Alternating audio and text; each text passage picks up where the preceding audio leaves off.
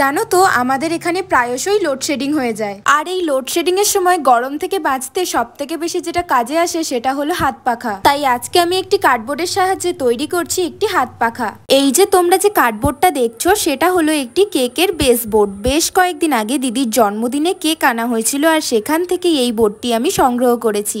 আর হাতল অংশটা সংগ্রহ করা একটি পুরনো হাত পাখা থেকে। আমার সুবিধার্থে প্রথমেই আমি হোয়াইট কালার দিয়ে সম্পূর্ণ পাখাটির বেস কালারটা কমপ্লিট করে নিলাম। আর যেহেতু এটি কার্ডবোর্ড তাই শুকাতে আমার বেশিক্ষণ সময়ও লাগেনি। তারপর এটার উপর পেন্সিলের সাহায্যে যে ছবিটি আমি ফুটিয়ে তুলতে চাই সেটা আগে থেকেই এঁকে নিলাম। এরপর রেড কালার দিয়ে পুরো ড্রয়িংটাকে আমি এভাবেই কমপ্লিট করব। না, এই ডিজাইনটাতে আমি আর কোনো কালারই অ্যাপ্লাই করব না, শুধুমাত্র রেড ছাড়া।